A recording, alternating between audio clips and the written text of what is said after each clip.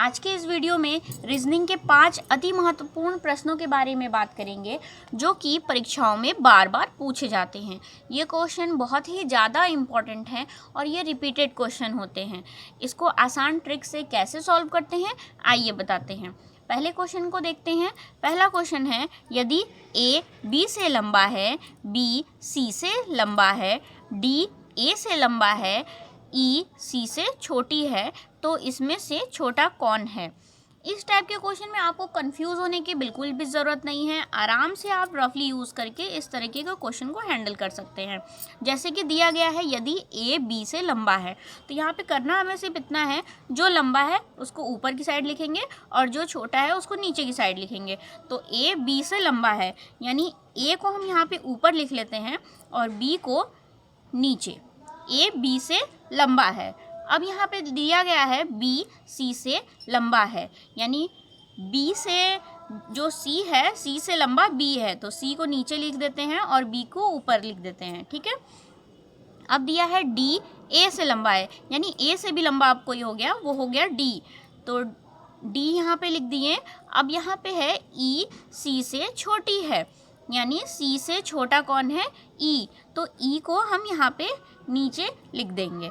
अब यहाँ पे दिया है तो होगा, यहाँ पे हम सब देख रहे हैं कि ये बढ़ते क्रम में लिखा है। सबसे बड़ा ये है डी ए बी सी, उसके बाद ई, तो यहाँ पे ई जो है वो हमारा सही आंसर है। ई को देखिए यहाँ पे सी वाले ऑप्शन में दिया गया है। आइए दूसरे क्वेश्चन को देखते हैं। दूसरे क्वेश्चन में दिया गया है, नीचे दी गई आकृति की दर्पण छवि क्या है। तो दर्पण छवि बनाने के लिए ये देखिए यहाँ पे क्वेश्चन दिया गया है, इसकी दर्पण छवि हम लोगों को पता करनी है। इस टाइप के क्वेश्चन आपको दो तरीके से आ सकते हैं। सबसे पहले जो क्वेश्चन ये दिया गया है पहले उसे देख लेते हैं, फिर मैं आपको दूसरे तरीके से भी बता दूंगी। तो इसको हमें सबसे पहले उतारना है यहाँ पे एम एस और क्यू, इसकी दर्पण छवि हमें बतानी है। ठीक है, ठीक, यहाँ पे हम बनाएंगे। तो सबसे पहले हम दर्पण छवि जब भी होती है तो वो हमेशा ही अपोजिट होती है, तो अपोजिट बनाने के लिए हम यहाँ पे बनाएंगे क्यू इस तरीके से। एस को भी हम उल्टा करेंगे तो हम लिखेंगे इस तरीके से। ठीक है। अब एम को उल्टा, एम का उल्टा डब्ल्यू कभी भी नहीं होता है, एम का उल्टा एम ही होता है, चाहे एम आप इस तरफ से बनाइए या उस तरफ से बनाइए। ठीक है, ये हमने यहाँ पे देख लिया, ये हमारा ये आंसर आ गया। ठीक है। अब ये आंसर हमारे किस में है, तो देखिए यहाँ पे एम एस क्यू तो सब में दिया है।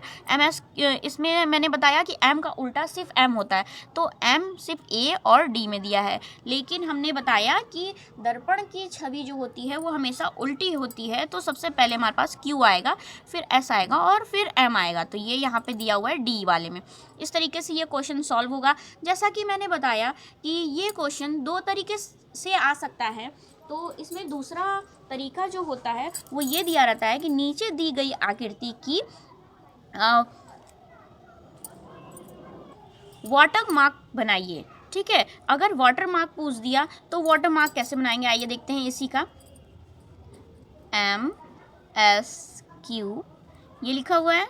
ठीक है, अब इसका वाटर मार्क जब भी होता है तो वाटर मार्क जस्ट इसका इस तरफ से होगा। ठीक है, तो आपका इस तरफ से होगा तो ये इस तरफ आएगा और ये बन जाएगा W और S इस तरफ से बनेगा। ठीक, और ये Q हो जाएगा, तो Q ये इस तरफ से हो जाएगा। ठीक, अब आपको समझ में आया कि वाटर मार्क अगर होगा तो इस तरफ से होगा क्योंकि इसका ये इस तरफ से होगा, और जो आपको दर्पण छवि पूछेगा, मिरर इमेज पूछेगा तो आपको इस तरीके से होगा, और अगर वाटर इमेज पूछेगा तो वो इस तरफ से होगा। ठीक है, इस वीडियो में हम आपको क्वेश्चन को कैसे शॉर्ट ट्रिक्स से सॉल्व किया जाता है ये बताते हैं। तो अगर आपको वीडियो अच्छी लगे तो लाइक, शेयर और सब्सक्राइब जरूर कर लीजिएगा। आइए हम तीसरा क्वेश्चन देखते हैं। तीसरे क्वेश्चन में दिया गया है, नीचे दी गई प्रश्न का सही वेन आरेख बताइए। तो ये आपका प्रश्न दिया हुआ है और ये सही वेन आरेख हमें इसमें से बताना है। सबसे पहले मैं बता दूं कि ये बहुत ही इंपॉर्टेंट क्वेश्चन है। ये आरआरबी ग्रुप डी 2014 और 2018 दोनों में आया हुआ है। ठीक है, अब इस तरीके के क्वेश्चन को सॉल्व कैसे करते हैं। सबसे पहले हम लोगों को इस तरीके के क्वेश्चन को हम मन में सोच करके भी सॉल्व कर सकते हैं। जैसे कि पृथ्वी एक ग्रह है, ठीक है। और बृहस्पति भी एक ग्रह है। और सौर मंडल के अंतर्गत ही ग्रह, सारे 8 ग्रह हमारे सौर मंडल के अंतर्गत ही आते हैं, ठीक है। तो सबसे पहले हम यहाँ पे सौर मंडल बनाते हैं, क्योंकि हम देख रहे हैं दोनों ग्रह हैं और सौर मंडल के अंतर्गत ही ग्रह आते हैं। तो सबसे पहले हम यहाँ पे बना लिए, ये सौर मंडल हो गया हमारा, और उसके बाद ग्रह हैं, और ये दोनों से अलग हैं। पृथ्वी ग्रह है और बृहस्पति ग्रह है, लेकिन दोनों अलग अलग ग्रह हैं। तो यहाँ पे एक ये पृथ्वी बन गया और ये बृहस्पति बन गया। तो यहाँ पे हमारे सी वाले ऑप्शन में ये दिया हुआ है। इस तरीके के क्वेश्चन को इसी तरीके से आप सोच समझ करके भी सॉल्व कर सकते हैं। आइए चौथा क्वेश्चन देखते हैं। फोर्थ क्वेश्चन में दिया गया है, यदि वर्ष 2011 में क्रिसमस रविवार को मनाया गया तो वर्ष 2012 में क्रिसमस किस दिन मनाया गया। ये क्वेश्चन दिया गया है। ये क्वेश्चन बहुत ही ज़्यादा इम्पॉर्टेंट है। ये आरआरबी एनटीपीसी 2016 में आया हुआ है। ये क्वेश्चन आपको 3 तरीके से आ सकते हैं। तो सबसे पहले मैं जो ये क्वेश्चन दिया गया है उस टाइप का आपको बता दूं, उसके बाद मैं आपको और बताऊंगी कि और 2 तरीके से ये कैसे आ सकते हैं। तो सबसे पहले हम लोगों को ये पता करना होगा, ये सभी को पता होगा कि क्रिसमस किस दिन को पड़ता है। तो क्रिसमस हमारे पास 25 दिसंबर को पड़ता है, ठीक है। ये चीज़ सभी को पता है कि हर साल क्रिसमस जो है वो 25 दिसंबर को आता है। तो 25 दिसंबर को आता है, तो यहाँ पे लिख जाएगा, यदि वर्ष 2011 में 25 दिसंबर को रविवार था तो 2012 में 25 दिसंबर को कौन सा दिन मनाया गया, ठीक है। तो इसके लिए सबसे पहले हम लोगों को ये देखना होगा कि ये 2011 और 2012 में कोई लीप ईयर तो नहीं है। लीप ईयर को आप कैसे देखेंगे और लीप ईयर का मतलब क्या होता है। सबसे पहले हम ये जान लेंगे कि जो सिंपल ईयर होते हैं उसमें हम लोगों के पास फरवरी में 28 दिन होते हैं, और जो लीप ईयर होते हैं उसमें हम लोगों के पास फरवरी में 29 दिन होते हैं, ठीक है। तो अब इसे हम पहचानेंगे कैसे कि 2011 या 2012 में किस में लीप ईयर पड़ा था। तो इसका सबसे शॉर्ट फॉर्म है कि आप 2012 को डिवाइड करेंगे 4 से, अगर ये पूरा कट जाए तो ये लीप ईयर है, ठीक है। तो अब हमें पता चल गया कि 2011 और 2012 में से लीप ईयर कौन पड़ा है, तो 2012 हमारा लीप ईयर पड़ा है, ठीक है। तो लीप ईयर में हम लोगों के पास ऐसे कितने डेज होते हैं, हम लोगों के पास होते हैं 365 डेज, ठीक है। लीप ईयर में हम लोगों के पास फरवरी मंथ में अगर एक दिन हम लोगों के पास ज़्यादा है तो यहाँ पे हो जाएगा हम लोग पास 366 डेज, ठीक है, लीप ईयर में। तो अब हमें करना क्या है, नॉर्मली हमें यहाँ पे 366 को यहाँ पे 7 डेज ऑफ वीक को डिवाइड कर लेंगे, तो यहाँ पे हमारे पास आएगा 5, और यहाँ पे आ जाएगा 1 और 6। तो यहाँ पे अगर 2 लिख देते हैं तो ये हमारा यहाँ पे आ जाएगा 2 डेज आंसर। अब 2 डेज आंसर को हम लोग यहाँ पे क्या करेंगे, तो यहाँ पे हम लोग करेंगे रविवार में +2 कर देंगे, तो यहाँ पे हम लोगों के पास आ जाएगा मंगलवार। ये अब हम लोगों का आंसर हो गया, ठीक है। इस तरीके से हम लोग शॉर्ट ट्रिक के जरिए हम लोग यहाँ पे आंसर हम लोग ला देते हैं। तो यहाँ पे बी वाला जो है ये मंगलवार, ये हम लोग का आंसर हो गया। अब इसमें मैंने बताया था आपको कि मैं 2 और तरीके से आपको बताऊंगी। ये क्वेश्चन 3 तरीके से आता है, तो दूसरी तरीके से आप ये देखिए कि यहाँ पे अगर यहाँ पे पूछ दे कि यदि वर्ष 2011 में स्वतंत्रता दिवस यहाँ पे रविवार को मनाया गया, ठीक है, तो यहाँ पे आपको क्रिसमस डे की जगह स्वतंत्रता दिवस भी हो सकता है। तो सभी को पता है कि स्वतंत्रता दिवस जो है वो 15 अगस्त को मनाया जाता है, और यहाँ पे 2012 लीप ईयर पड़ेगा, तो हम लोगों के पास 360 डेज होंगे, यहाँ पे 2 डेज आएगा, तो हमारा आंसर भी वही आ जाएगा।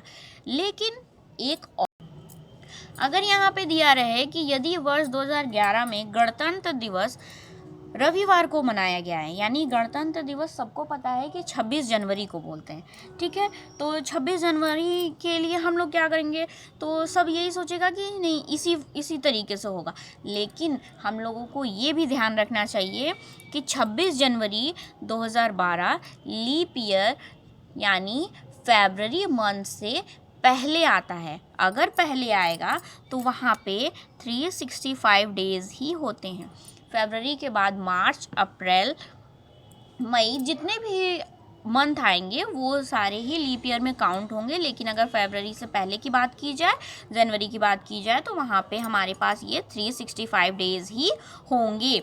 तो अगर वहाँ पे 365 डेज़ होंगे तो यहाँ पे हमारे पास आंसर यहाँ पे 1 डे आएगा।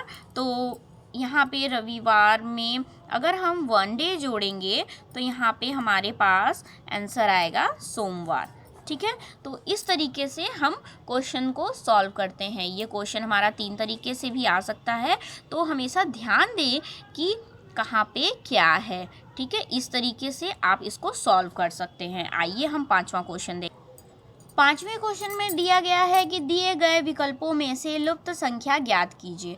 आरआरबी एनटीपीसी 2016 में ये क्वेश्चन आया हुआ है, बहुत ही ज़्यादा इम्पॉर्टेंट है। ये इस तरीके के क्वेश्चन हमेशा ही आते हैं, हमेशा रिपीटेड होते हैं। बस इस टाइप के क्वेश्चन में आपके पास यहाँ पे ये जो डिजिट्स हैं इनको चेंज कर दिया जाता है और इसी टाइप के क्वेश्चन आते हैं।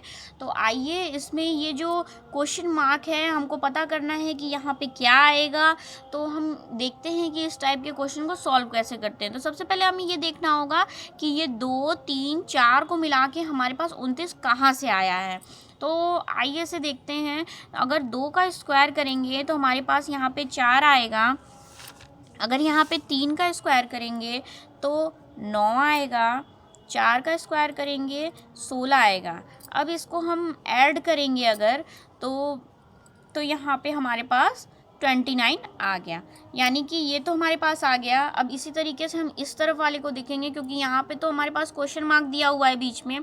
तो यहाँ पे देखेंगे तो यहाँ पे ये 8 का स्क्वायर 64 होता है, 9 का स्क्वायर 81 आ जाएगा, 10 का स्क्वायर 100 हो जाएगा। अब इसे अगर हम प्लस करेंगे तो 245 हमारे पास आ गया।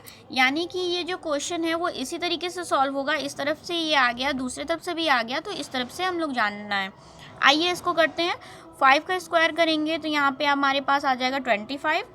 6 का स्क्वायर करेंगे तो यहाँ पे हमारे पास आ जाएगा 36। ठीक है, इस तरह से 36 आ गया। अब हमारे पास बीच में तो हमें पता ही नहीं है कि यहाँ पे क्या होगा। तो सिंपली हम लोग ये करेंगे कि ये 5 के स्क्वायर 25 और 6 के स्क्वायर 36 को हम यहाँ पे ऐड कर लेंगे। तो अगर हम ऐड करते हैं ये 25 और 36 तो यहाँ पे आ जाता है हमारे पास 61। ठीक है, 61 आ जाता है। तो 61 तो आपको अब समझ में नहीं आ रहा है कि ये आया कैसे।